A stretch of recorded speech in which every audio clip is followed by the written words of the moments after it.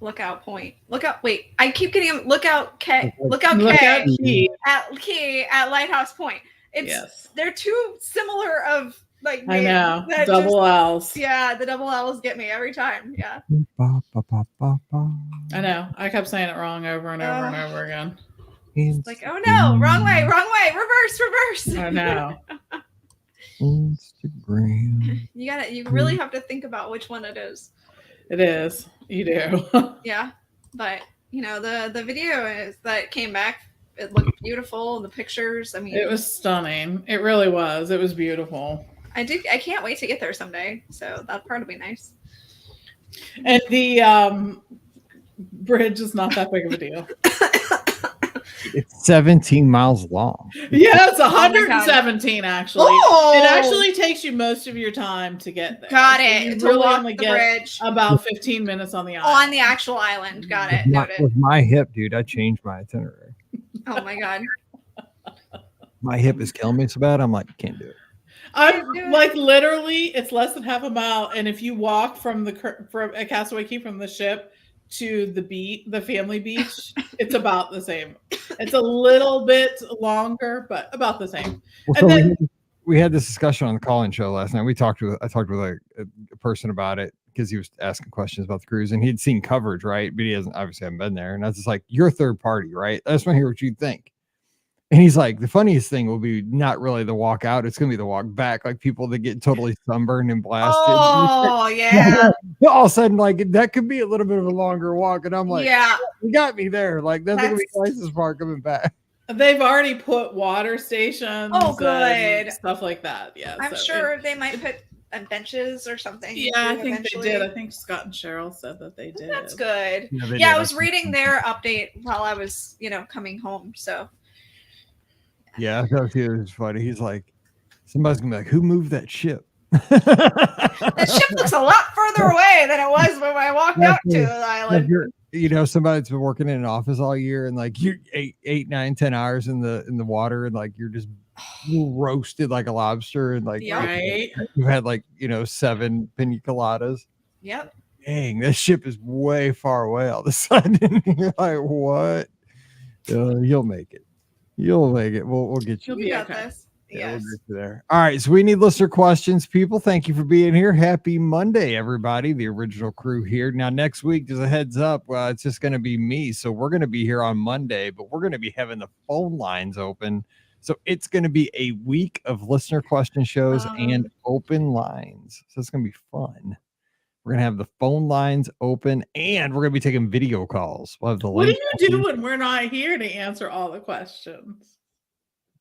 I just answer them. I mean, I'm a troll. You do it. You do it all because you throw it to us a lot. I'm not saying that you don't know the answers. What I'm saying is you are like the host who throws it to us. Well, we have discussions, actually. We take questions and then we use the chat. The chat, I use them as answering questions. Oh, that's good. And on Sunday nights, we use the Discord. It's amazing. Cool. It's like talk radio. We have mini trip reports. I like it. So next week, if you have a mini trip report, so next week's gonna be a wild week. We're gonna have a mini trip report. It's gonna be like a Sunday night show, but we're gonna do that on Wednesday and on Friday. There you go. You get 3. So you're gonna get a bunch live of shows, basically. It's gonna be a live show week next week all the time. So post it in the town hall wherever you live.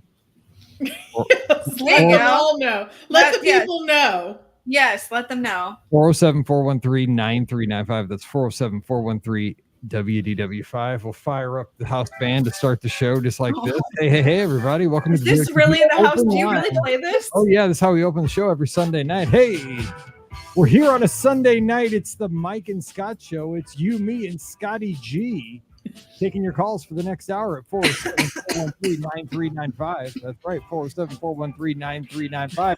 House band here, getting us going on a Sunday night. How's your weekend been? We're waiting for your calls. We're talking Disney for the next hour. What's going on? This is a 30-second intro, so I got to hit the post, and here we go. Scotty G, how are things up in Michigan? We're getting ready to post. It's going to happen right about now. Oh, Oh wow. gosh, wow. I don't know whether I should be impressed or I like the house band. the house band is nice. Yeah. I only bust that out on Sunday nights, but No, Yeah, well, I we're like not it. special enough, Pam. That's what I just heard. because Yeah. that was experimental about a month and a half ago, and I'm like, I don't want to really mess with that much. You know, it's too much. Because if I screw it up, I have to edit that. It's enough thing I'd have to edit. Anyway, all right, let's do this for real because that was just too much. But maybe we'll do that next week. Oh my House goodness. band, it's actually it's just button one. It's like it was pre-installed on my board, and I'm like, what can I do? Don't take away the magic. Right? Exactly. How dare that is the you? house band, dude. I keep them over in the corner. Do they have to stay there all week? Doc Severinsen, just you can go get some Taco Bell real quick. Nobody knows who that is at this point. Doc Severinsen, dude. He's probably 110 if he's alive. I don't think he is. I don't want to look. I don't think he is. No. I think he was older than Johnny Carson. Okay, I have a couple questions. We need questions in the chat, please, people. You're just sitting there staring at us. I see all you guys. We have a lot of people watching, but yeah.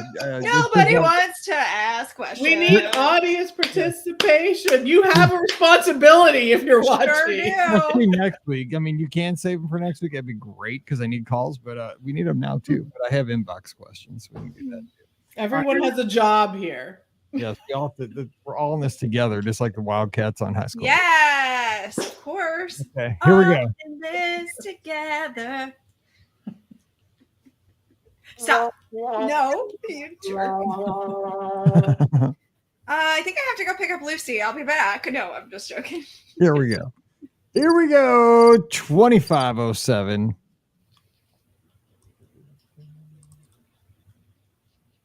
Welcome to episode 2507 of the Be Our Guest Walt Disney World Trip Planning Podcast. I'm your host, Mike Rallman from BeOurGuestPodcast.com and one of the senior agents over at the Magic for Less Travel. Happy Wednesday to you. Hope you're having a great week. As always, thanks for dropping in for more of your listener questions. That's why we're here. You have questions, we have answers. We're going to have a good time talking all kinds of Disney destinations today. And today we get the old crew back together. Pam's back from her cruise and trip down to Walt Disney World for all the new stuff. Rikki's here as well, so I'm excited to talk some Disney with my friends, starting off with Rikki down in Atlanta. She's from themouseforless.com and a DisneyWorldAfterAll.com. Happy Wednesday, Rikki. What's going on? Happy Wednesday. You know, I am just living the dream for those who maybe followed along with me last week. I got to see Justin Timberlake, not just in regular seats, but I got to see him in VIP box seats, baby. I had the best view and I had so much fun, getting to see the guy that I've been in love with since I was 15 years old. So that perform, and it was amazing. So yeah, I'm still in the glow. Were the rest of the Backstreet Boys there? Don't make me sad. Actually, in sync. Chris Kirkpatrick was at the concert, so he did shout him out. So it was kind of cool. And his dad was there too, which is really neat too. So I don't hear him talk about his dad a lot. So it was really cool to hear him like shout out his dad. So, but yeah, it was a great concert. I had so much fun. And I get to see them all over again in November. So not as good of seats, but nothing will ever be as good as this. So shout out to Jeff Smith in the chat. Yeah, thanks, Jeff. Very good. And also we have the co-owner of the Magic for Less Travel, Pam Forrester, with a nice tan. Oh, yes, she does. Spent some time down in the Bahamas. What's going on, Pam Forrester? I did. I don't know. I guess it's good to be home. I don't know. I'm having the wildest summer because I'm traveling so much this year.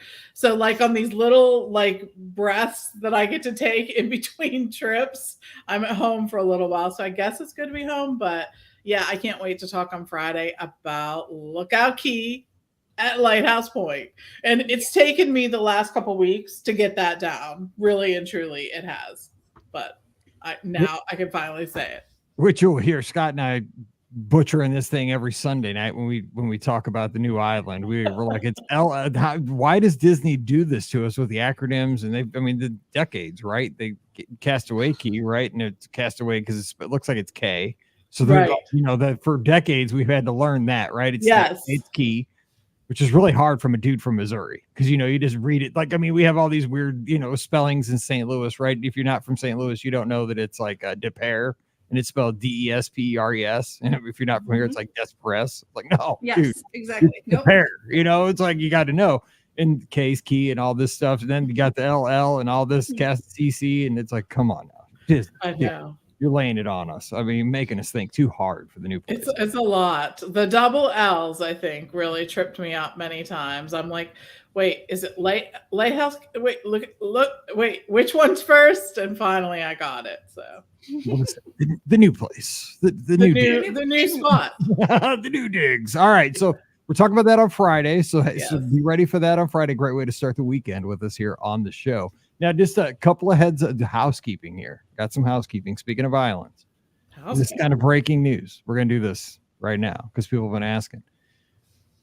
Podcast Crew 7. People want to know, when are we going to sail with the Podcast Crew? And we are going to do this next summer. But we're not going to announce it today. Well, actually, we are announcing it today, but we're not doing it here on the show. If you want to know the deets of Podcast Crew 7, we are going to break that this morning on the Discord channel. So you got to go over to the Be Our Guest Podcast Clubhouse, and there is a channel for Podcast Crew 7. We'll post all the details in the channel there first. And then if you decide you don't want to go over to the podcast, over to the Be Our Guest Podcast Clubhouse, we'll have all the deets here next week on the show.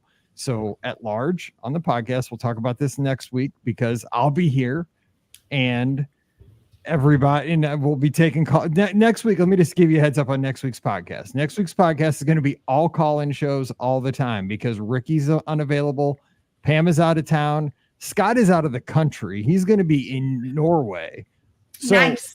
It's just me and you guys, the listeners. So next Monday, we're going to open up the phone lines during this time. So we're going to be taking your phone calls for listener questions. We'll be taking mini trip reports, but I'm also going to take that time to discuss the mechanics of Podcast Crew 7, what we do on podcast cruises. If you've never been with us, I'll talk about the ship, why we picked this ship, why we picked this itinerary. There's a reason we picked this particular cruise. It's got a lot of things we've never done before. That's basically it. We're looking for something very unique for podcast cruising that's different from anything that we've done in the previous 6 sailings with our audience. But we're going to announce it this morning if you want to know. So you just go over to beourguestpodcast.com/Discord. Down towards the bottom of the channels, there's a specific channel for Podcast Crew 7. I'll put the details there. And if you want a quote, you got to book through the Magic for Less to get all the included with all the stuff. That's kind of how this works because we use those funds to, give all the goodies and get everything planned for you. But we'll all try to dine together and do all that stuff, have meet and greets on the ship, on the islands, and islands, plural. That's a little hint, and all the good stuff. But just you put in a quote, we'll get you the pricing. Say you want us inside, an ocean view, a veranda stateroom, whatever, and we'll go from there. But I'll get that to you as fast as I can this week before hopefully the weekend. So just go there. You just go to themagicforless.com. You can put in the quote form in the space. Just put BOGP Cruise 7 because it's going to be the 7th cruise. So just put BOGP Cruise 7. And can you believe that? And it'll come to me, and we'll get that going right away for you. But the deets are going to be in the clubhouse today, Wednesday. So watch for that coming soon. All right, so that's that. Let's see. There was something else, but I can't remember what it was. So let's get to the first question. Sylvia's got a question about Alani. Let's go to Hawaii. How often does Alani have special rates? Our family would like to plan a trip. We want to catch a deal, but also have no idea in which months they usually happen. Pam, so how's that with Alani and discounts? Because we know about here in the States, Disneyland. I know. So Alani typically has some discounts on a shoulder season, which is going to be the early, it'll be like the fall time, that October, September time, and then sometimes in the spring as well. The reason why the discounts at Alani aren't as plentiful, and they're usually sort of restrictive in that the best discounts you're usually going to see on stays of at least 5 nights or longer, typically, because it's a destination that a lot of people have to fly quite a while to get to. So you're going to want to spend some time there. And the other issue is that Aulani has a fairly high occupancy rate, which means a lot of people are staying there at a lot of time. It doesn't really impact the activities so much there. They're usually sort of at a full, at a full house, but the ocean is big and vast, and there are pools and restaurants and whatnot, but the shoulder seasons for Hawaii are when you're looking at. The good news is that the weather in Hawaii is fairly stable almost all year long, with the temperature not varying that much. There is some variance, of course, but not that much. So I can't think of a bad time of year to travel to Aulani. I don't know. What do you two think? Do you think there's ever a bad time of year to travel to Aulani? No, not having been there. No, you're fine. I think it's beautiful. It's a great island. It's a great destination. They have such amazing things at the resort, and of course, then you get to do all the things on Hawaii too. In Hawaii. So there's never a wrong time, I think, to visit Hawaii. It's just. Yeah, it's like perfect weather literally all year, basically. So pick a time that works for your schedule and go. They do run specials, so just pay attention. Here and there, yeah. They will. They do. Yeah, they definitely do. There's one going on right now, or it might have ended just recently. Yeah. That is going on, but yeah, it's actually 30% off on stays of 5 nights or longer. That's significant. I mean, that's a 30% a ton. Yeah, 30% is a lot for Aulani. Yeah, and it's most nights, August 21st through November 23rd. Now, the things that you want to look at is you want to book early for Aulani, because although this special will run for a long period of time, the availability on select dates gets really. There's just a small, not, very quickly. There's not a ton of availability there. It's not even as available as a Walt Disney World special. So just know that. All right. We have a question over on Instagram. And again, I butcher the names on Instagram because they're always so hard to decipher. It looks like it's Chive on OCM. I don't know. I tried. It says, what foods are you hoping for to appear at the Tea Party restaurant opening on the boardwalk? So I think we're talking about the cake shop. Cake bake. Yeah. The cake shop, which is going to have a high tea, which is the main thing I'm looking forward to. I'm hoping for like nachos and burgers like ESPN used to have. Oh, good. So you will not be there. You will not. No. So that's not where you will find those. No. No, I'm really looking. I miss the tea at the Grand Floridian so much. Do too. Now, you know what? That was one of the most shocking things in my whole life. Right? It's so fun. Seriously, I went into that. I'm like, I'm taking one for the team. We pretty much dragged him. I was so sarcastic with the lady that came around. She's like, how do you take your tea? I'm like, I take it like McDonald's drive-through, sweet and in a plastic cup. She was so nice to me because I was so mean to her when I said that. Dude, by the end of the day, I was like, keep bringing me those little sandwiches and the triangles and that tea good.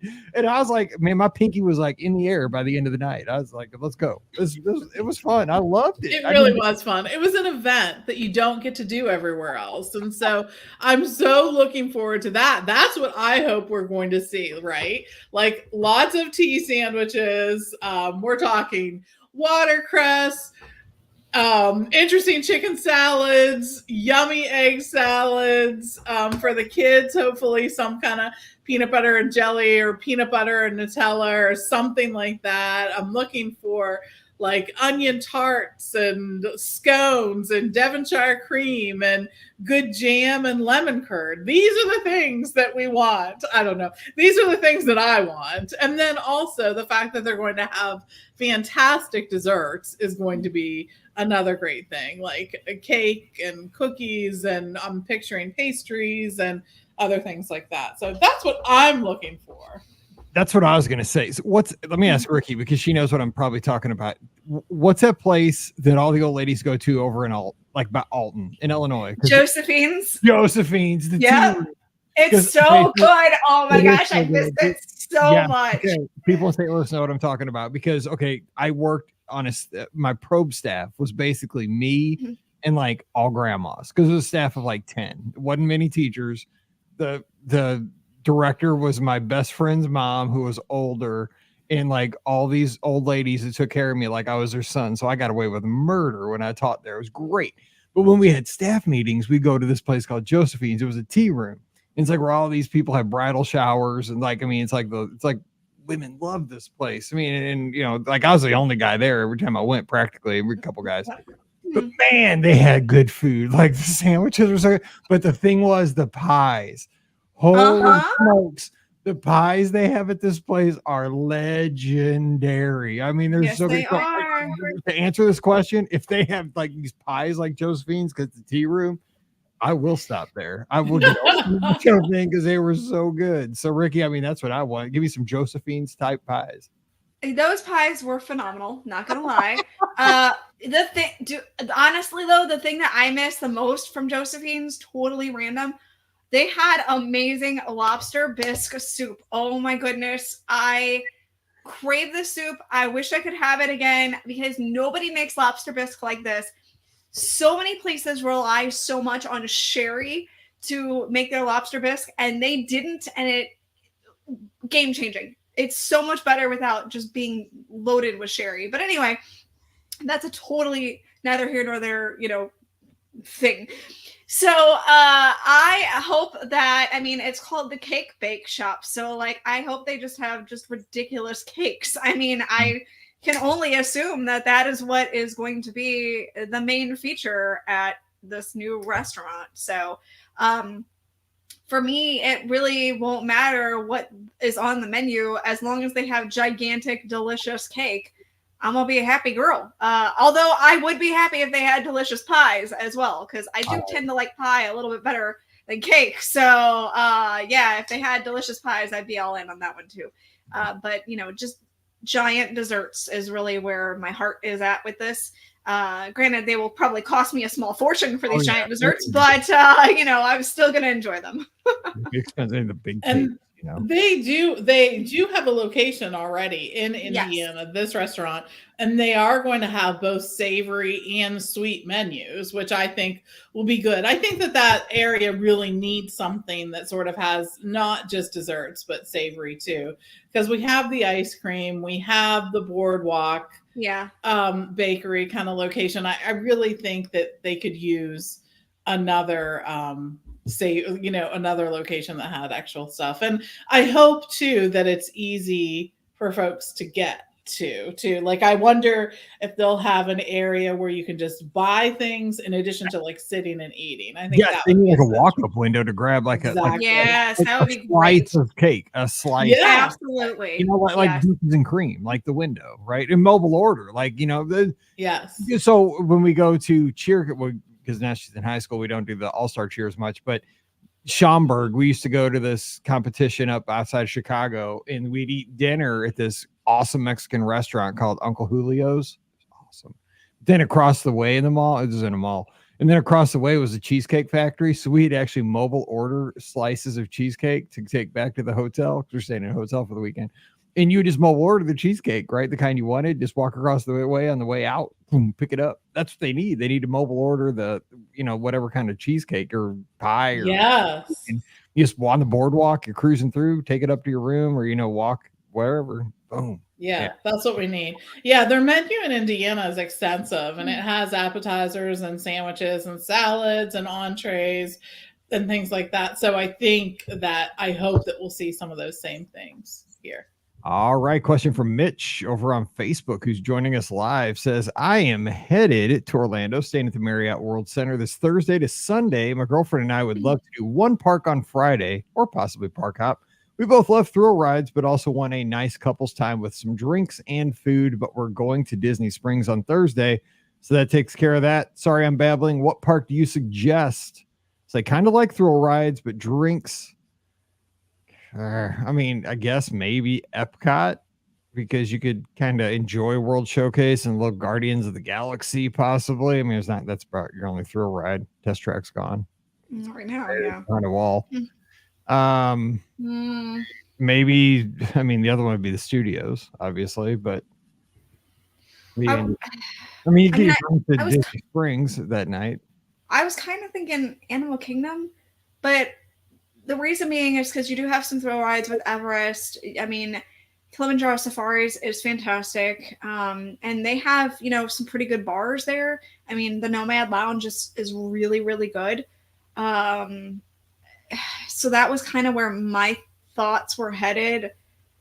Besides Epcot, I don't know, because right now they're going. July is when Rock and Roller Coaster reopens, so that's not open right now. Yeah, because this weekend they're going. Yeah, so you wouldn't get that at Hollywood Studios. You get Tower of Terror there though, which is thrilling, and of course Rise of the Resistance and.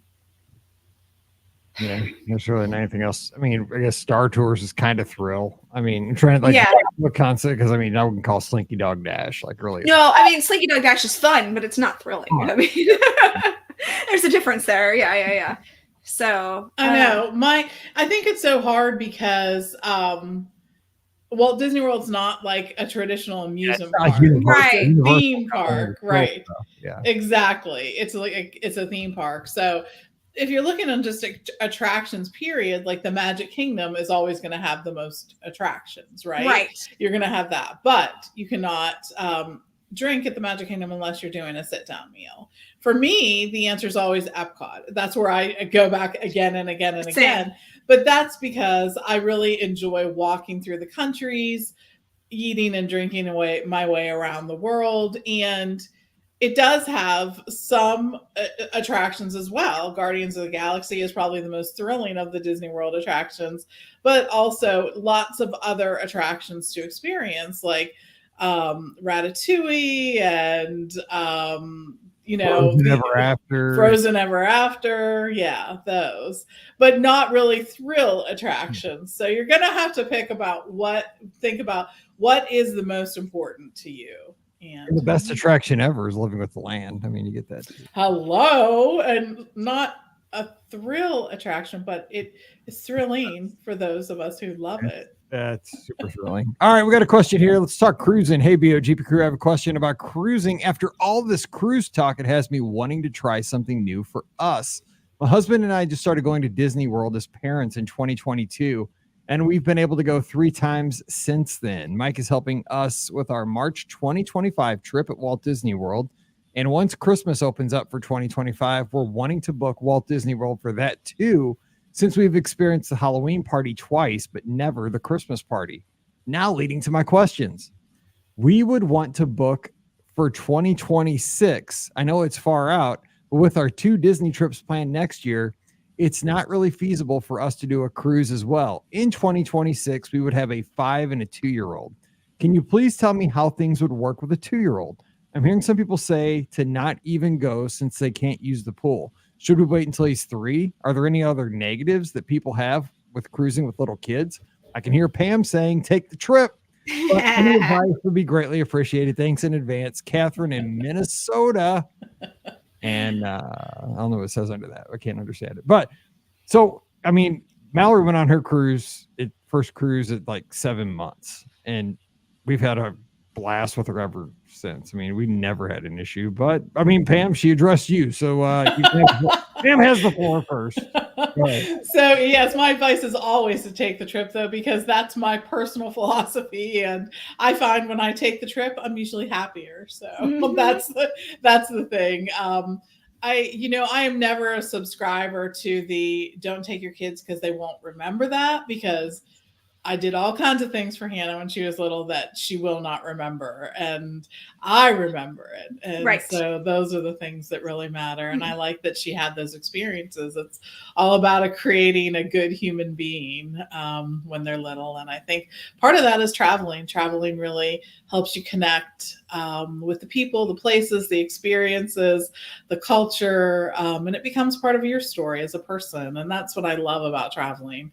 But you know that. So, and I know there are some challenges traveling when you're when your kids are little, because it's a different environment and they get overstimulated and do all that. For me, on a cruise, it's easier to keep them on their same schedule than it is even at Walt Disney World, because you have your own little space to go back to, your stateroom, and it just feels you don't have to be go, go, go in the parks to be enjoying your time. There are definitely things available for little ones. It's a Small World nursery was designed especially for the little ones who can't even enjoy the kids clubs. And while you do have to pay a nominal fee for that, it's really reasonable, and you know that your kids are in good hands when they're there too. There are also activities that are specifically for the diaper crowd in the diaper dash, right? Train them up, but don't cheat, because if your kid gets up and walks, you'll get booed. Boo, cheater. Yes, it is. But I think that there were lots of things like that. There are splash pads available for kids on some of the ships. Make sure you look at those to see. But for me, and even when Han was little, it was never really, our cruises were not about the pools on the ship. While kids like to go to them and experience that, there were plenty of other things to do. Plus, you're in a different port every day, many of which stop at beautiful island destinations where you'll have plenty of pool/ocean time. So think about that. I just think there are lots of things to do on a cruise for a baby, for a little one, even those who can't take advantage of all the kids clubs and things like that. Yeah, Mallory ate up when she was the youngest, like that Nemo's Reef that was on Yes. the Dream and the Fantasy, I think, too. Yeah. And there's the whole splash area on the Magic. Aqualab. Yeah, that. Yeah. I mean, because you're right. There's that rule with like the swim diapers. You can't have those and all that stuff on the ships for sanitary reasons. I mean, that makes sense. But I mean, yeah, there's so much other stuff. Just go. Like she was 6 months old. We had a blast. She's 7 months old. I mean, we did. And here's the thing. I would do a shorter cruise. I mean, maybe not do a 7-nighter, like a 12-nighter or something like that. Maybe just do a 3 or 4 night Bahamian cruise and get your first taste. Dip your toes into cruising that first time, especially with younger kids. Get a taste of it. That's what I would say. Okay, question here from Nikki on Facebook says, going to Disneyland for the first time in October. We have 3 park days. Is it worth buying tickets to Oogie Boogie Bash on your first trip? We're a family of 4 with 2 teenagers. I just like saying Oogie Boogie Bash. Right. Oogie Boogie Bash. I say you don't have to splurge. That's me, just being conservative with the money. I hear you. And I think, too, the issue with the Oogie Boogie Bash is that so many people wanted to attend last year that the registration process was terrible. Extremely stressful for so many folks. Do you want to lose a couple days off your life trying to buy those tickets? I know. It was really challenging. And I'm sure that they're going to make some improvements in the process. There's no way around it. The other thing I would consider is maybe if the Halloween party is going on during your stay, that might be worth considering instead of the Oogie Boogie Bash. The fact is that the tickets are easier to get. It's sort of, like the Mickey's Not So Scary Halloween party sort of experience, right? And it is really cool to be there during that time. But either way, I don't feel like you have to do either. You may feel like you want to do one of them, and I totally understand that. The other thing is check to see when fireworks are during your stay. This is something that I always advise guests who are not traveling during the summer or at other points of the year where they have fireworks all week long. Disneyland is in the heart of Anaheim. Therefore, they cannot do fireworks every night of the week. So check that out and make sure that you're getting to see those. All right. Octavio's tuned in over on YouTube, and we appreciate that so much. When is the best time of the year in 2025 to catch deals for resorts around the boardwalk? So we don't know. There's no deals right now for 2025 other than bounce backs that if you've traveled recently. But here's the thing. And this is kind of just makes sense, right? When is Disney going to be most incentivized to offer discounts? And it's typically when kids are in school, okay? And avoiding any kind of events and holidays. So you're going to want to avoid Run Disney weekends. You're going to avoid major holidays. So when kids are in school, outside of Princess Half Marathon Weekend, a Springtime Surprise Marathon Weekend, Wine and Dine Half Marathon Weekend, Martin Luther King, President's Day, all that kind of stuff. So that's, if you're kind of trying to anticipate dates, look for when it's hardest to pull your kids out of school. It's least advantageous. You're most likely to get discounted. That's just kind of common sense. Except for they have been having some fantastic discounts in the summer. Because right now, for instance, this summer, there's some great discounts available at Walt Disney World. We really hadn't seen something like this quite as deep as the discounts we have seen this summer. So that's something you may want to keep on the back burner too, and see when you're able to. So keep that in the back of your mind too. But yeah, Mike's right. Most of the time when kids are in school, the discounts are usually more readily available. All right. Question from Tim, who I just booked a trip for. So I appreciate Tim very much. Do you think either Disney Dreams That Soar will be extended past September, or some other drone show will come in the fall or winter? Rikki, what do you think? Let's prognosticate. Ooh, wow, that's a $5 word right there. That is. Woo. Zero kicking in here on a Monday afternoon. Let's go.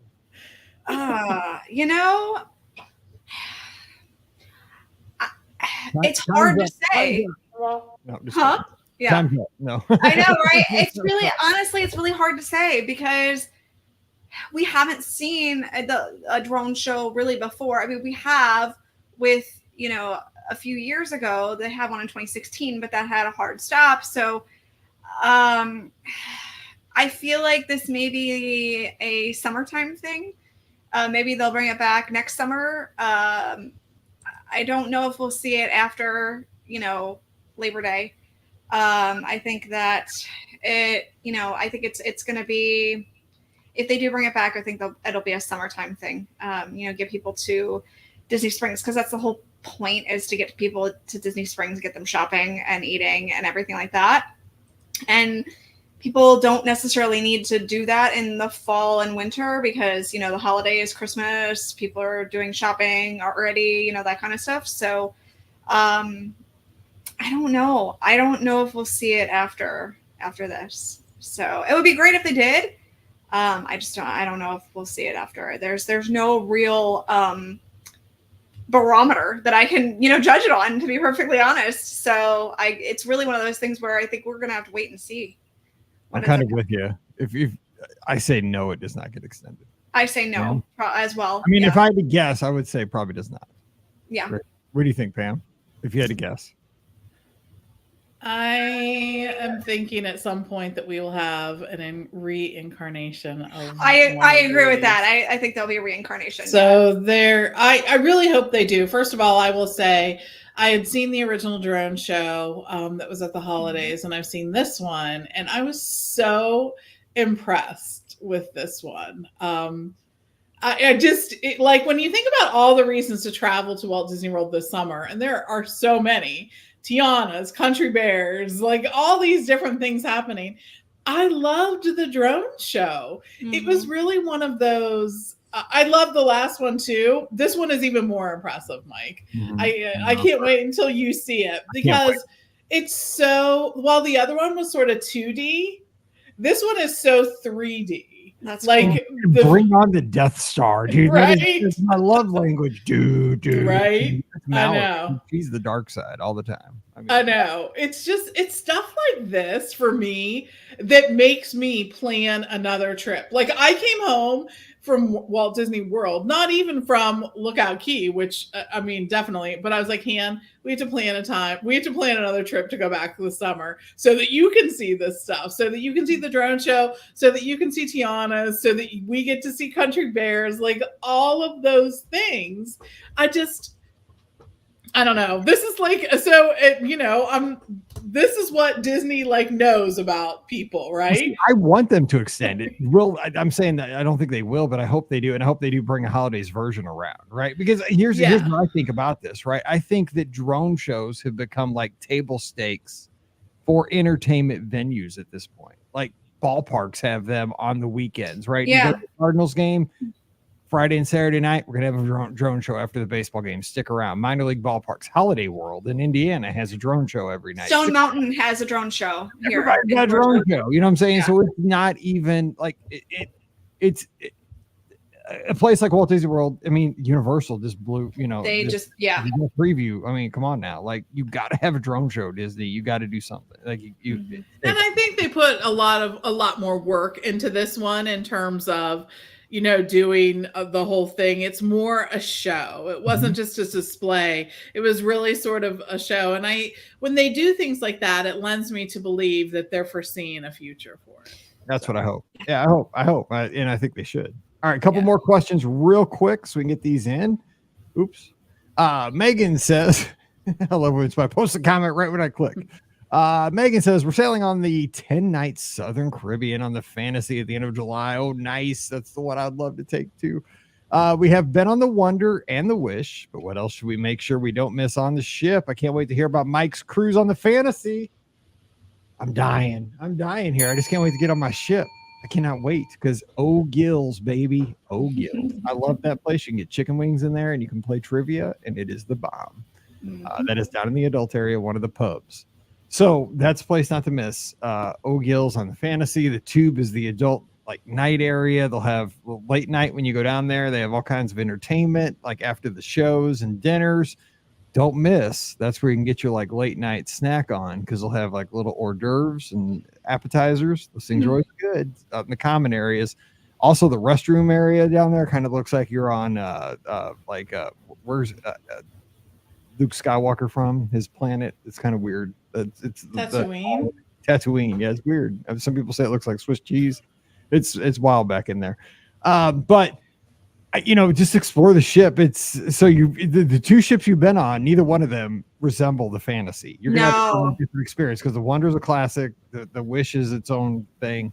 So you're gonna have a totally different experience. But I will be curious to hear what you think of the Fantasy in comparison to those two different classes of ships. But what would you say, Pam, for 10 nights on the Fantasy? What should they not miss on that ship?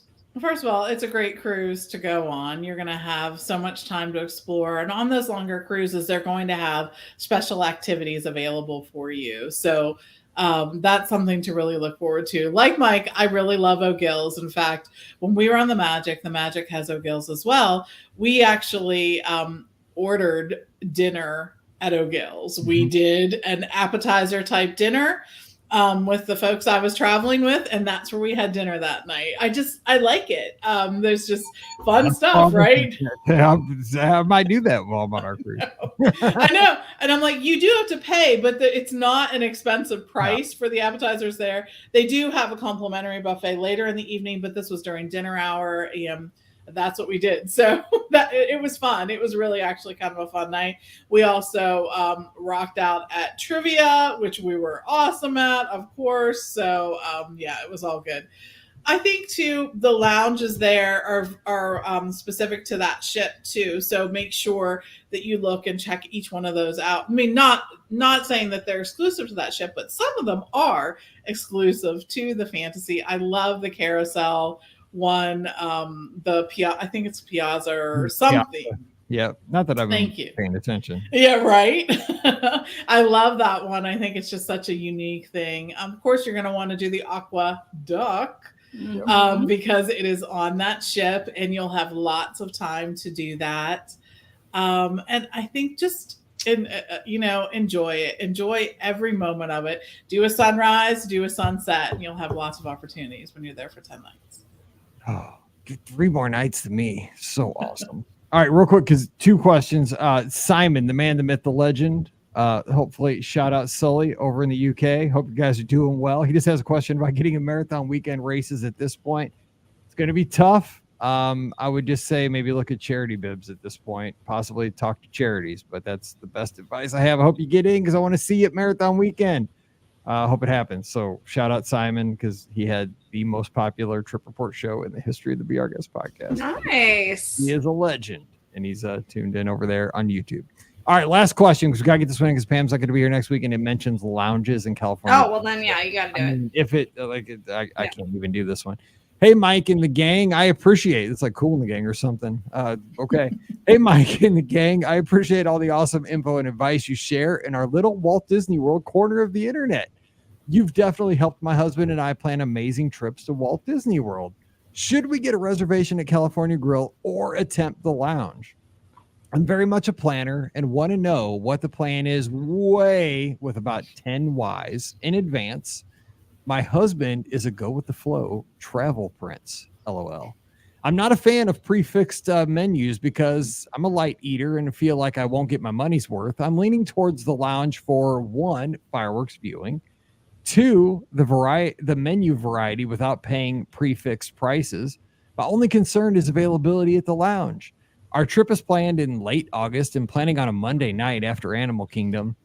Is this a worthwhile investment that will live up to the hype? And if we get an earlier dinner that's not during Happily Ever After, can't we return beforehand as long as we show a receipt? That's what I've been told by previous guests and want to confirm. We love to watch the fireworks across the parks that are looking for a different perspective and something memorable. Many thanks in advance, Emily out in West Virginia. All right, Pam Forrester, wrap the show with a great answer about lounges and California Grill. So I will say that we actually have been shut out of the lounge on a couple different occasions. And what happens is you check in on the second floor there, the concourse, there's a desk.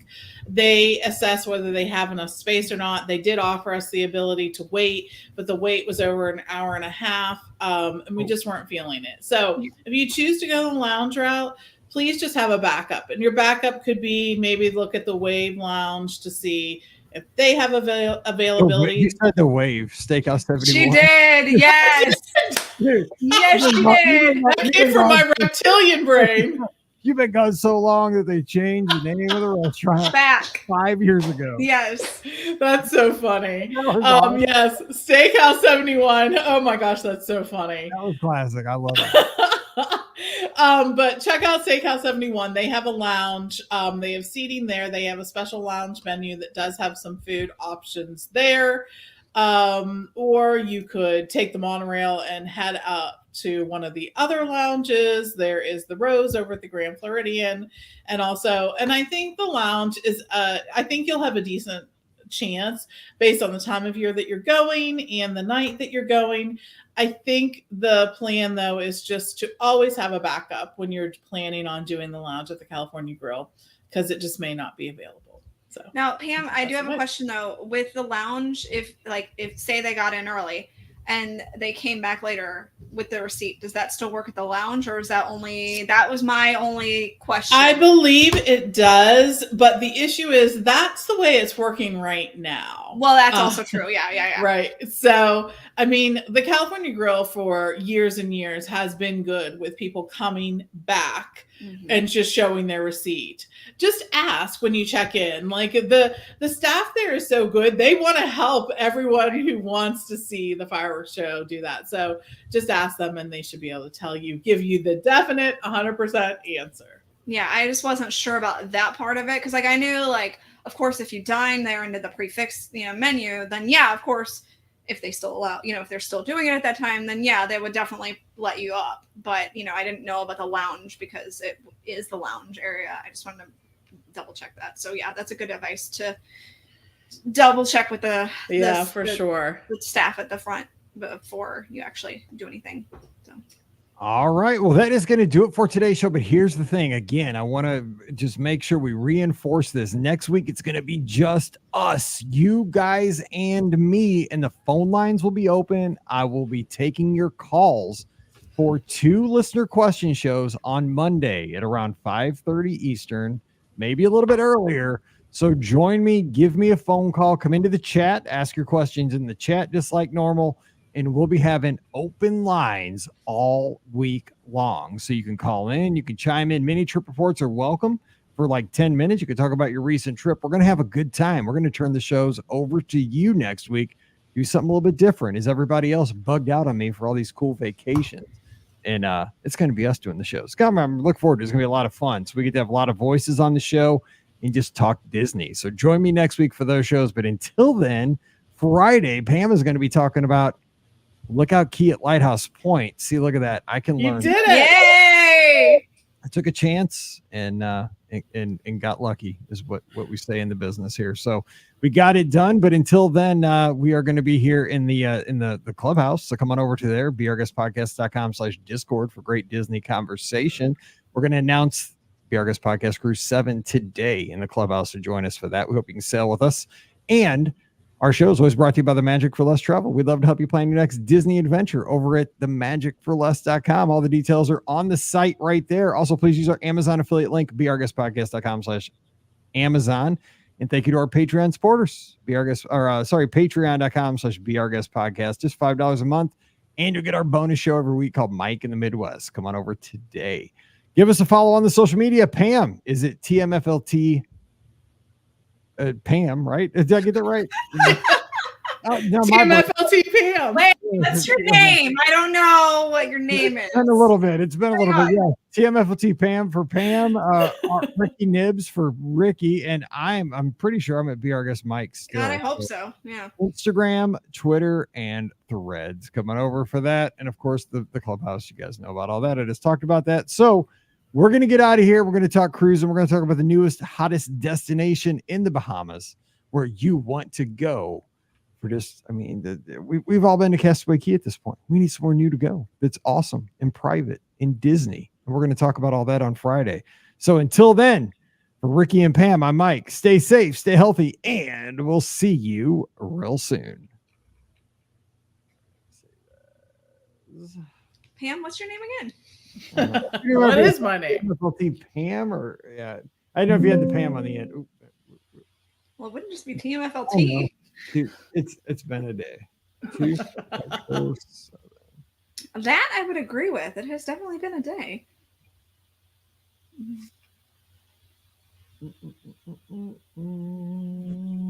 Thank you, Simon. Okay, let's try to keep this one to 45 minutes. How about that? Can we do it? Can we do it? Yep. Can we do it? Do our best. Go. Close all.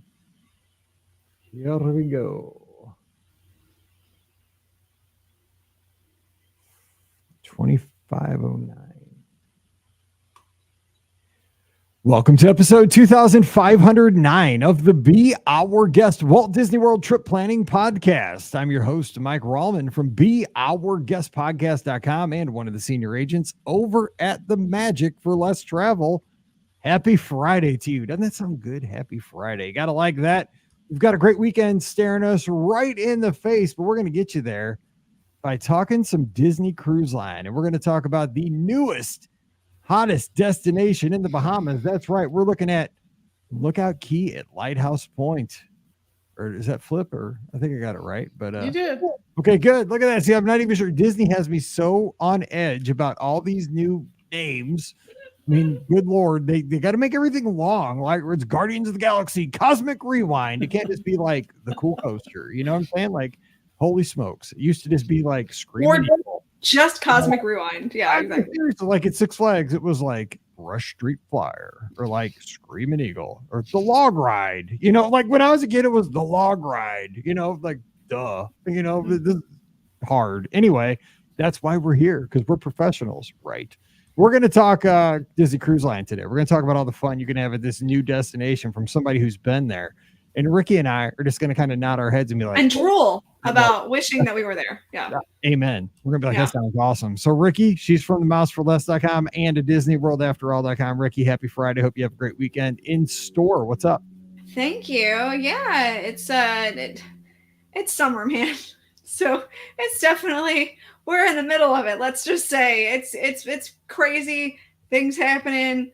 Lots of things moving this summer is definitely the case. So who knows what this weekend has in store for us? Probably something fun. So yeah, I know that's where I am. So I've been watching every Saturday the Disney Fantasy Sail Away on PortCanaveralWebcam.com, which I'll be doing tomorrow at about 3:45 my time. And just 2 more times, and I'll be waving to all you people. You watch me. I'll wave to the camera at Fish Lips. I'm saying, bye, everybody. I'm heading to the Eastern Caribbean. I can't wait. Awesome. Oh, I love sailing Disney Cruise Line. I'm almost there. Scotty G, by the way, right now, he is in Europe spending pounds in, I forget what it's called, dinars or something, but he's on his European vacation because he's a vlogger now. So I cannot wait to see all his adventures. Going to Norway, he said he's going to a place where the daytime lasts 22 hours at one of his destinations. Nice. He's going to be so messed up when he gets home because he's going straight to work when he gets, he's going, by the way, just so everybody knows, I think people know this. His vacation is lasting 19 days. 19 days. And he's going to go straight to work when he gets home the next day. It's going to be a tough re-entry. Yes, it is. Exactly. I cannot wait to text him that day when he goes back to work. It's going to be classic. Anyway, so yeah, it's going to be fun. We're going to be following him on social media at Epscott. So give him a follow because he bought the internet. He changed his phone plans. He's done it all. It's going to be fun. So he's over in Europe somewhere. So Godspeed to all of Europe and England and Norway and all the Scandinavia. Heads up, the gardeners are on the way. But Pam Forrester, she's going to be the star of the show. Coder, the Magic for Less Travel, freshly returned from the hottest place in the Bahamas. Pam, what's up? Happy Friday. Happy Friday. I'm glad to be here and get to talk about Lookout K at Lighthouse Point. I did mention it took me weeks to get that lineup right, that name correct. I think that's like, I don't know why, it's just the two L's, right? Yes. Why did Disney do that to us? The two L's. Oy, oy, oy.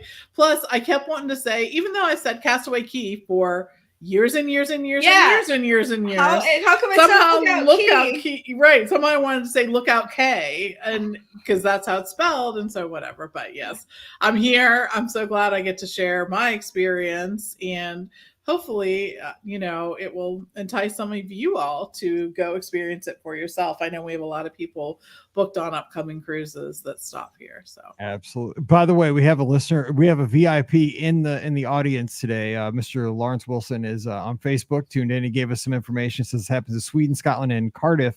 Sunset is 10:11 p.m. and rises at 4:30 a.m. Now, this gentleman who we're super proud of, this is one of my wife's former students. And I also had him for science class.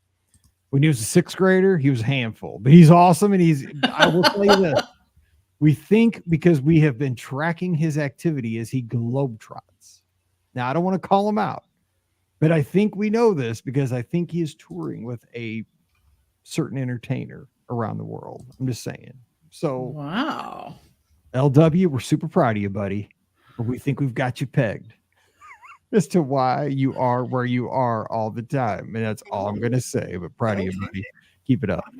We love our former students. Our former students have done so much more than we've ever done. And it just makes us so proud that we're still here in St. Louis. But our students are they're seeing the world and changing the world. And we should all be a handful in sixth grade, really. Oh my God. I'm going to tell a quick Lawrence Wilson story. We're here. Lawrence, you're going to get called out. Yep. Okay, and this is the best one ever. This is what we dealt with as sixth grade teachers, right? This is before we got married. So Lawrence loved gel pens. Do you guys remember like in the 90s? Gosh, yes. Yeah. Gel pens, like they had the different colors. Yes. So, like, we banned gel pens in sixth grade. How dare you? They'd be like in these hard to read colors, right?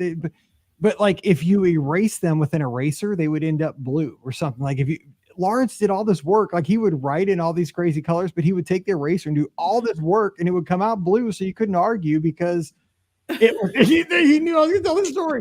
Like in the end, it would come out just like a regular piece of paper, like he wrote it in blue, but he did all this extra work to like write it in all these cool colors. Lawrence, way to go. You would erase it. Like I'm he's like, who's gonna tell me I'm not gonna use my gel pen? Ha sucker, I got you. I love it. That's awesome.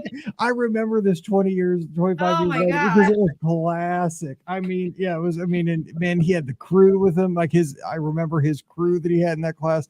God, that's why I love teaching back in the day. They were the best. Anyway, we gotta get to the Disney talk. But Lawrence, I appreciate you, man. I hope you're doing great. We're really proud of you. That's what teaching was all about. But Pam, let's talk about Lighthouse Point. So you said, first of all, give us a little nuts and bolts of that ship called the Disney Magic. We're a little curious about that. What was that like? I know, right?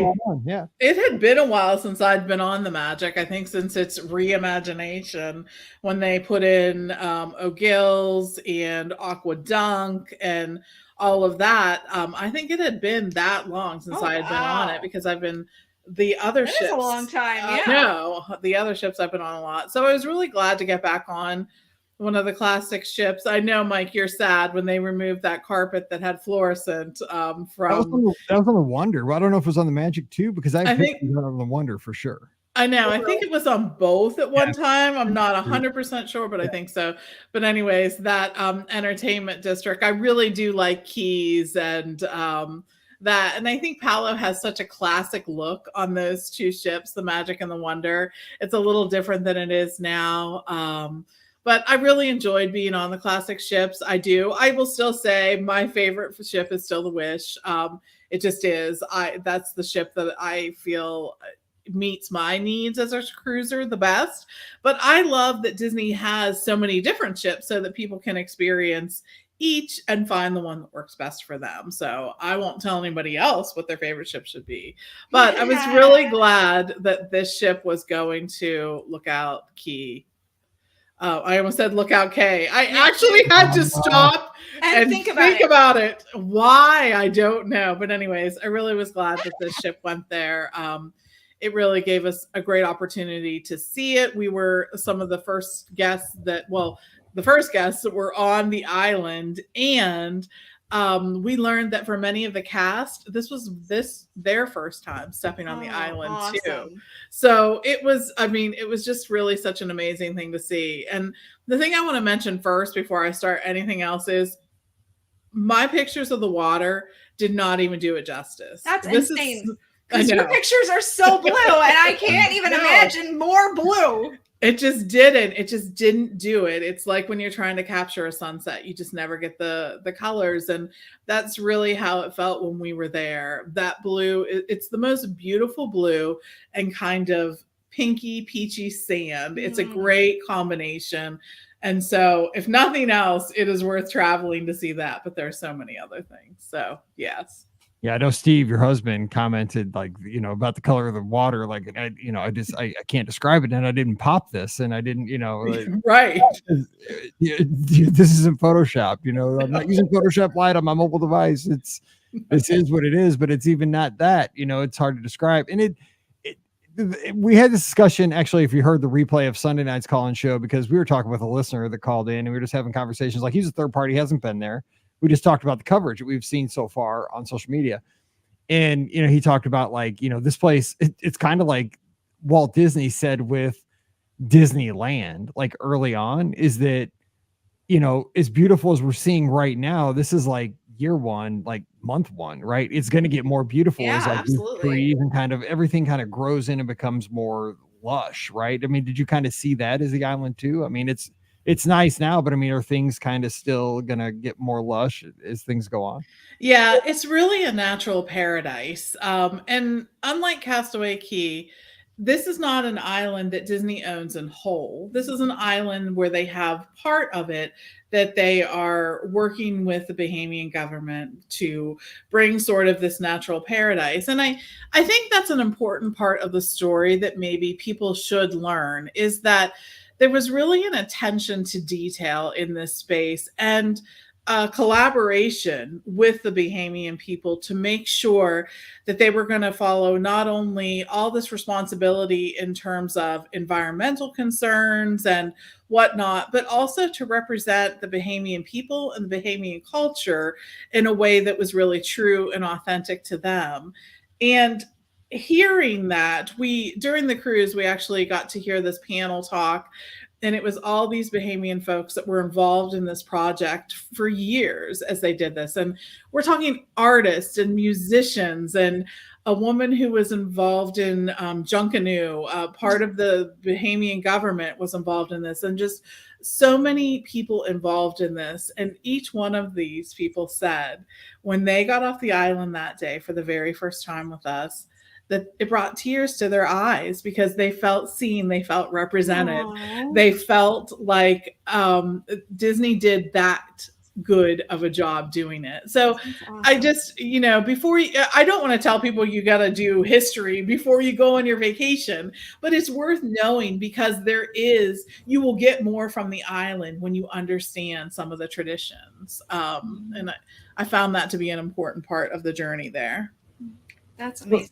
Real quick though, so you got to do things, because I want to talk about like what you're going to experience as kind of the traditional cruise, like the food, the beaches, that kind of stuff. But before we step away from that history, like with the Junkanoo, like what did you kind of culturally get to experience? Just a couple more minutes on that, because I think that is something that is uniquely Disney. I don't know that like I remember going to, Royal Caribbean's private island, to Labadee, and I mean, I had a good time. I did some kind of crazy little like steel coaster that was kind of rickety, and we zip lined, and I mean, and there was like a fire dancer guy there. I mean, there were some cultural things going on, but I don't remember like it being like a focus of, and Disney just takes things kind of to the next level with authenticity and storytelling and stuff. Did you kind of see that integrated? They do. I mean, I know that the Disney company in general just feels a responsibility to authentically tell a story, right? They are a company that is all about storytelling and all about connecting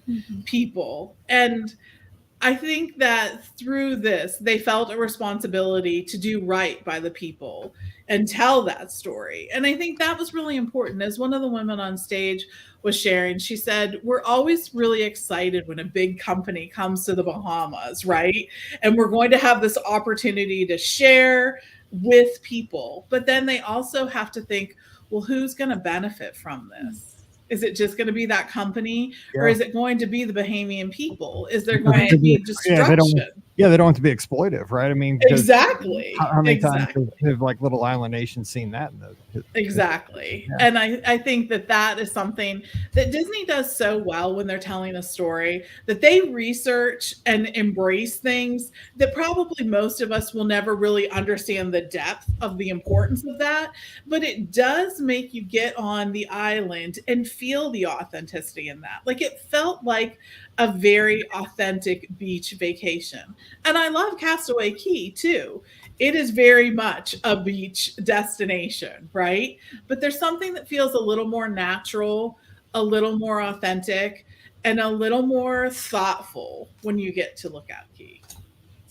So let's walk through the experience of the. Let's address the elephant in the room, my friend. Literally walking through. Yes, you've heard, you've seen aerial photos. Hey, I'm injured right now, and I can't do the 7-mile run to get to the beach. I mean, at least you get a medal at the end, correct? I mean, your 10K medal, right? Please.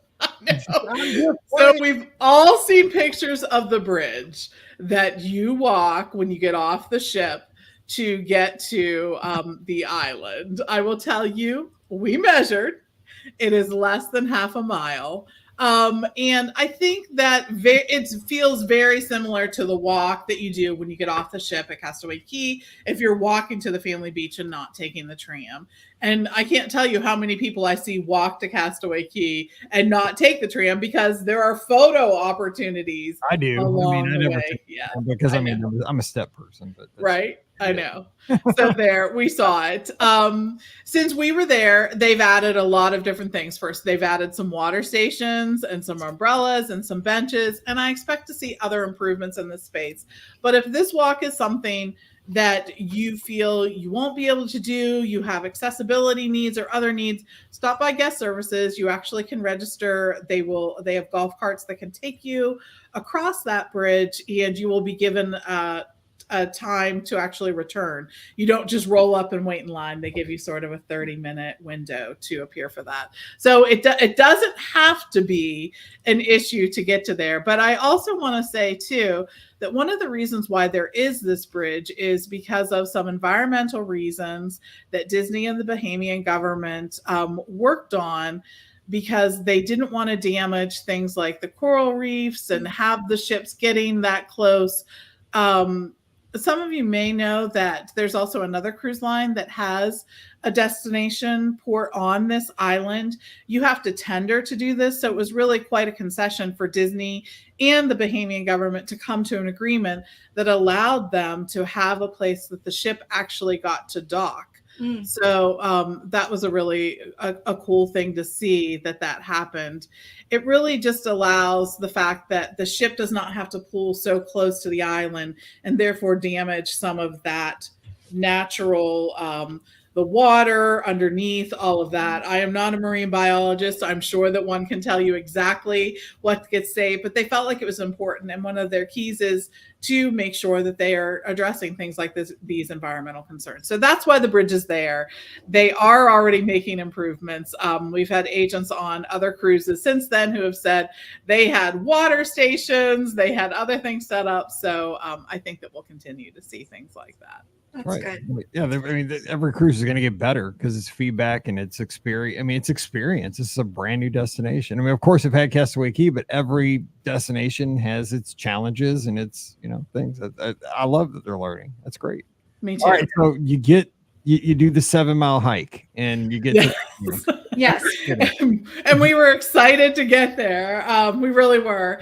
And there is a tram at that point that takes you to the family beach and Serenity Bay and whatnot.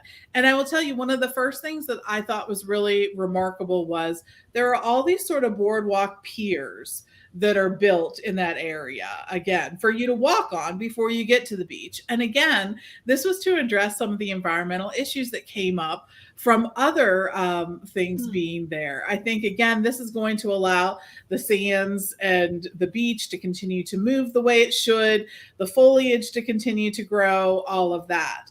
But then the other thing that hit me when we got there was the art that is everywhere on this island. It is colorful. When you're eating at the eating locations, you look up, it's on the ceiling. It is on the the outside. There are, in addition to there being a souvenir market where you're going to find, of course, your Disney things, there's also another market where they have some Bahamian crafts there as well, where you can buy those.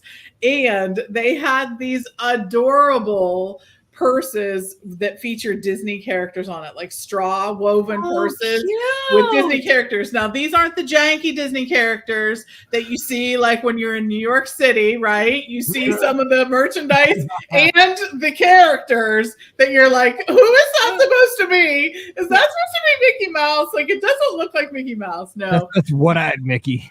Right? These are beautiful hand woven purses that do such a great job doing this. But again, it's just like part of the culture there. And they had some of the folks who live in that area do these kind of things. So that was really cool to see that as well. But the star of the show is really the ocean and the beach. I mean, I kept going back to the beach. I kept going to being like, okay, what is it about this beach that feels so much more natural and authentic to me? And you know what I think it was? On the family beach at Castaway Cay, there are chairs upon chairs upon chairs lined up, right? Mm-hmm. Where we were sitting, there were 2 rows of chairs. 2. That's it. There was a set of chairs in front of us and then the row that we were sitting in. And the chairs were really far apart. And I felt like we almost had sort of our own private beach destination. Like that was the part that was really cool from it. I took a picture and I looked out and like the people that were sitting in front of us weren't even sitting there. It was just their chair, the umbrella, and that beautiful ocean.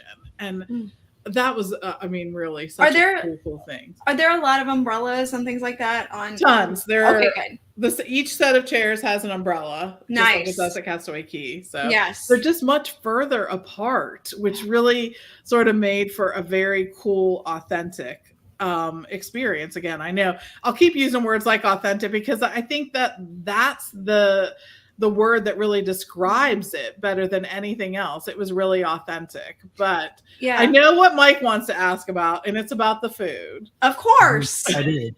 I mean, he's going to ask you about, it's Well, not I mean, cookies. there was one item in particular that I did see that they had. They had the spicy chicken sandwich. They did. I was here to report. Dude, They have the spicy chicken sandwich, right? That thing rocks my world. I love it. Yeah. But And some really cool like locations. So first of all, after you do the bridge walk, right, which we'll just call it the bridge walk from this point forward. you're going to be hungry when you get done with it, so you're going to need to go get some barbecue. Yeah. But there's a little location right there that actually has, right after you walk across the bridge, before you get on the tram, it has cold brew and specialty coffees. Oh. It has refreshers and Dole Whips, and it has draft beer right there at the end of the bridge. You earned it, my friend. You did. Stop by and get yourself something. Yes. I mean, Yes. you have to stop there. They have some more, like there are more locations there to get different foods, and they did have some different foods. So the main eating place at Castaway Cay is Cookies and Cookies 2, right? Yep. And then there's the Serenity Bay. Well, they have True Barbecue, True Barbecue 2. Why not? Because they're like, let's see if we can get Pam to pronounce these. Exactly. Absolutely wrong. And then they also have a barbecue on Serenity Bay as Nice. well. True barbecue tree. Yes. Tree. I know, right? And the cool thing about I felt these here was that there were all these different sort of locations where you could go right to get what you want. Like there was a fish station, a fish window. There was a chicken and seafood rice bowl windows. There was a beach barbecue window.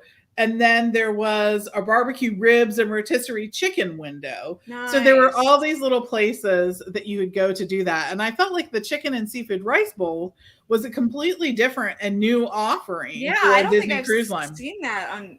Yeah, They don't. that's amazing. That's I know, delicious. so that was cool. I know that part was really cool. But then they have all your favorites from Castaway Cay. They have burgers and corn and chicken and fish and all of those things, and Mike's beloved spicy chicken sandwich. Can I just say though, the one thing that I noticed that I think is very cool about the dining on is the fans that are on the tables, right? Yes. Yes. So because it is a more natural habitat, and I don't know what Disney does to keep the flies away from Castaway Cay, Yes. but there were some flies around, and they have these little fans that are there to keep the flies off of your food I love when you're it. sitting there to eat. I want one at every restaurant that I eat at now here. I'm going to go buy a fan, and anytime I go eat outside, I'm putting that fan on the middle of my table. I was like,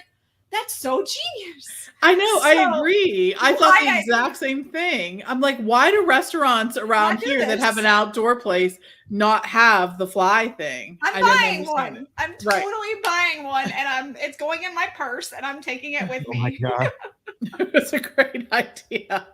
No, for sure. They also had some different food too. In addition to the bowls, they had fried okra was an option there, and they had plantains, and they had yucca fries, and they had this like grilled pineapple salsa, which I don't know that I've seen that at Castaway Cay either. That Yum. sounds good though. All Yeah, that It sounds was. amazing. It was really good. That part, I was like, oh, I'm all over this. So that was good. They had a lot of different beverage locations, and some of them even had smoothies and stuff like that, which I thought was good.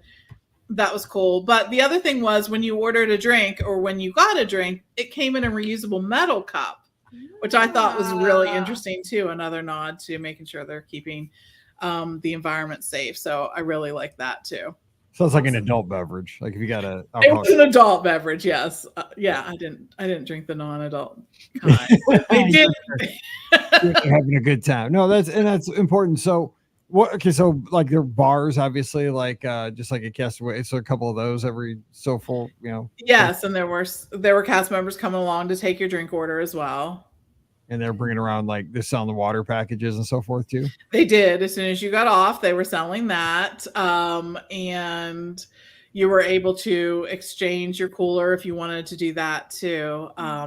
They had some beautiful bar locations, and I wanted to mention too, the barbecue on Serenity Bay actually serves the exact same food as the other two barbecues. So that was good to see. And the Serenity Bay eating location, again, has the most spectacular view of the water, which is a real departure from Castaway Cay, because it sort of sits there and you can't really see a whole lot there. So I thought that was really cool too. What about like water sports and activities? Because like, Castaway Cay has like the parasailing, the banana boats, the jet skis, all that kind of stuff. What about, they have all that stuff there? So they do not have that right now. That was not available there then. They are going to have a bike trail, which they were still working on at that point in time. And I think this bike trail is really going to be something that you're going to want to do, because it's going to take you through all these natural areas of the island. They also had snorkeling, but I swear the day that we were there, we could see to the bottom like of the water. I don't know that you need the snorkel thing. Because I can't do the snorkels, man. I cannot breathe. Like this is what you'll have to do. You'll just have to look down and you'll be like, "Ooh, pretty." Yeah, that's good, because Mallory loves snorkeling. I'll be like, "I'll go with you," and I'll say, "Look." I know. Yes, so they do that, but I think eventually you may see some other water sports. But at this point in time, those were the ones that they had available. And if you have a cruise plan, just continue to look in your cruise planner to see what other options that they'll offer as time goes on. And I fully expect that more things will be offered in the future.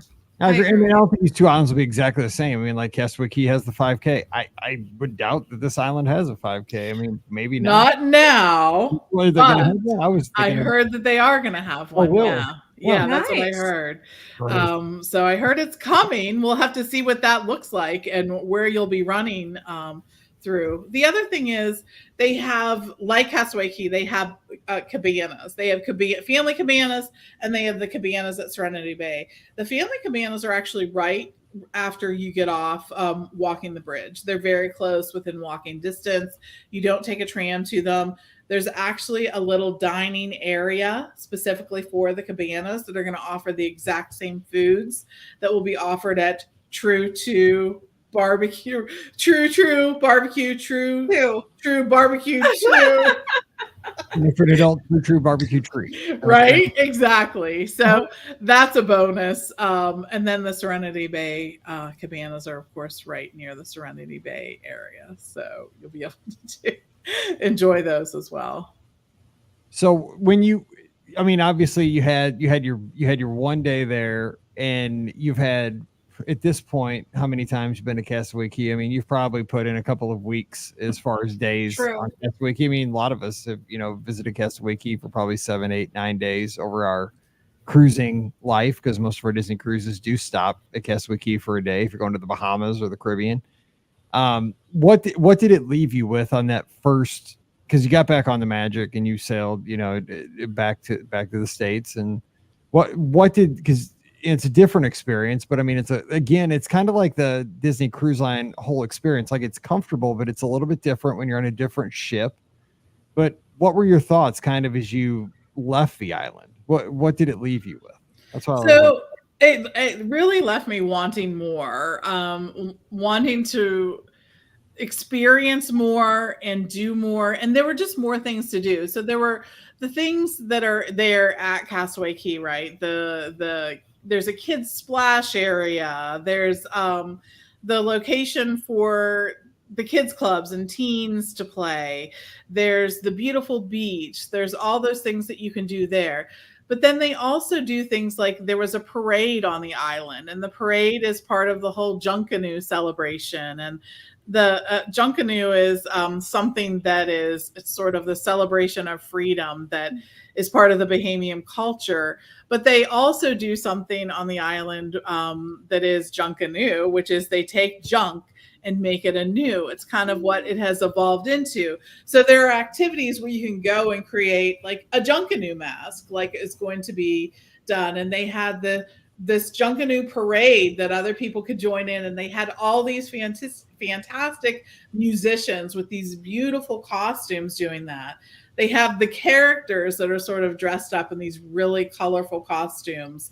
The food and drink offerings were different enough that I'm like, I want to go back and do that again. Or I don't know, like, I don't think I got that, so I want to try that or do some of that. And it really just, if you're looking for a super relaxing day, this is going to be the thing that does it for you. I just, in some ways, it's like, it is so Disney, right? In all of the ways. Oh, and by the way, one thing I forgot to mention, the bathrooms are a huge upgrade. Ooh, that's good to know. They are. They really are. I know, right? Not a lot. Yes, give that a day. Because, I mean, the ones on Castaway Cay are fine, but these are nice. These are nice. So I was really impressed with that. But I think that it feels so Disney in a way, and yet it doesn't. Mm-hmm. It feels so much more than. It's sort of brought together sort of the best of what Disney's going to offer and the Bahamas are going to offer. I love that. And I think that's what I really enjoyed the most about it. So final thing, a lot of these cruises will do Castaway Cay and Lighthouse Point. So you think they complement each other well. There's going to be a few similar things, but you're going to get a different experience on if you do where you get to go to both islands, because a lot of these cruises, not a lot, but some, if you pick an itinerary that does both, you're going to have, just two different experiences on the islands, which is kind of fun. I mean, it is both beach days, but a little different experience. It's not the same thing twice. It's not going to be the same thing. I'm excited for that. I mean, I don't want the same thing twice. Exactly. I agree. I think it was really, it's sort of like the private island 2.0, right? For Disney. It is that. They've made some improvements. They've made some changes. They're going to be making more. There's going to be more things to offer. And I think there is definitely a place for both of these in Disney's sort of repertoire of island experiences. I think that this sort of encompasses and sort of held on to some of the things that Castaway Cay didn't. And I really appreciated those. I found myself really appreciating those. And if I've said it once, I'll say it 100 times. That water alone, the beach alone is worth seeing. It just is. You can't describe it. It's different, and it's beautiful. Nice. Moana, the ocean calls to me. I can't help it. Yes. I mean, I get to see the Caribbean here soon. I just want to see an ocean. I want to see a boat. I don't even care at this point. I'm so close. It's so far. It's like I'm in that stretch where I just want to get on a boat. Anyway, awesome, Pam. Thanks for sharing, and have a great trip to, where are you going, Gatlinburg? Gatlinburg, yes, Pigeon Forge. Yes. Go see Dolly. We have, we're going to Dollywood. We have a friend whose daughter is getting married there, so we get to see that. And yes, we're going to go visit Dolly too. Of course. Do not come back a Tennessee Volunteers fan. Come on, I'm just telling you, because they will try to recruit you down there. Well, if you come back singing Rocky Top next time we do a show, they'll be on. MIZ, baby. All right, that's going to do it for today's show. Don't forget, you can come talk Disney with us. We talk Disney all the time in the clubhouse. It's beourguestpodcast.com/Discord. We have a great time over there. We're talking about the next podcast cruise. So if you want the details, I'm not going to spill the beans, even though it's been announced by the time this show has been aired, but not by the time we're recording live. So I can't say anything right now. I almost did. I almost spoiled myself here. Nope, don't do it. I was good. This time shifting stuff is hard. But come over to the podcast Discord channel. Again, beourguestpodcast.com/Discord. We have a channel for the podcast cruise, which has been announced by now if you're hearing it on the feed. Don't forget, our show is always brought to you by the Magic for Less Travel. We'd love to help you take care of that next Disney adventure, and it's no additional cost to you. Then you're going to get great service every time, little goodies as well. And if you're sailing with Disney Cruise Line, here's the best part. You get to go to these great places like Lookout Cay, Lighthouse Point, and Castaway Cay, and all these other great ports of call. Like I'm going to St. Thomas. I'm going to Tortola. You might go to the Med. You go all over the world. But here's the thing. Onboard credits. It costs the same as booking directly with Disney Cruise Line. A little cash right there in your onboard account. Now, my rule, again, it's been hard and true. You cannot use that for gratuities. You probably can, but don't tell me about it. Use it for fun. Get drinks. Get souvenirs. Do a port adventure that you weren't going to do. Have fun with that money. And you know what? Just say, hey, this was a little bit extra. So just have some fun with that. But hey, you're going to pay the same. and get great service, great tips as you're leading up to your cruise. Like, hey, don't forget to pack these things. Don't forget to have these documents when you get to the port so you can actually get on the boat. We make sure that the I's are dotted, the T's are crossed, and give you a little extra money to have fun with. I mean, win, win, win. And you support the show. Everybody wins right there. There's your sale. Come on over, magicforless.com. We'll be looking for you this weekend. Don't forget, use our Amazon affiliate link, beourguestpodcast.com/Amazon, and please become a supporter of us on Patreon. $5 a month is all it takes, and you support us, and you get a bonus show every week called Mike in the Midwest. Coming over to patreon.com/beourguestpodcast. All right, I know what Pam's social media is. It's TMFLT Pam. Give her a follow. Hey, you learned it. I did. And Rikki, it only says it like, on the screen, Mike. It's her lower third right there. I'm just saying it only says it there. Yeah. And Rikki is at Rikki Nibs, RIKKINIBS. Give Scott also, he's not here, but he's in Europe, dude. So it's going to be awesome. I'm just telling you, Scott, EPSCOT. Got to follow that because he's probably driving on the wrong side of the road right now. If he's not on his cruise ship yet, I don't even know. So give him a follow, and Be Our Guest Mike is where I'm at, Instagram, Threads, and Twitter.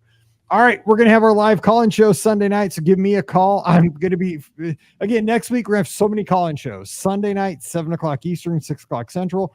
Then Monday, around 5:30 Eastern, phone lines will be back open for 2 shows. Mini trip reports, listener questions, whatever you want to talk about. That'll be the Wednesday and Friday shows. So, wow. We're going to have a lot of time together next week, and I'm counting on you guys. I'm counting on you. Let's do this. So to be there, please. I'm begging. Let's have fun. We 2,600 shows or so. We can do this. All right. So for Rikki and Pam, I'm Mike, wishing you a great weekend. Whatever you do, stay safe, stay healthy, and we'll see you real soon. Good stuff. Mike, I wanted to tell you the Disney Plus ad got finished and approved by Disney. Woo-hoo. So I'll send you a link to it. Yes. Whenever. I know. Max put it all together for us. So did you see my mug I got for Father's Day because of that? This what? big mug. What's it say? It's huge. Okay. It's oh my gosh. And it says, because I told them what I did. So I'm kind of a big deal. Terrific. I love it. Read one sentence for a Disney Plus ad that's going to air in 3 markets. And I read it like 7 different times. I didn't know where to put the emphasis on the words. So I don't know which one they picked, but they can pick, I let Max pick. I sent him this. I want to hear it. I want to see it. Yeah. All right. I'll send it. Yeah. So we use that. It's going to air in Boston, DC, and Houston. Yeah. Nice. That's awesome. I know. That's really cool. Yes, I'm so excited. So you'll be there. You can have it, Mike. You can put that on your your resume. Yeah, that's really cool. That's fun. It's cool. That is cool. So anyway, I'm super excited. Right. It's awesome. Yeah, keep me up to date. Let me know when it comes. Whenever. All right. Yeah, I will. I want to count. All right. All right. Guys. See you guys. All right. All right. Bye. Bye.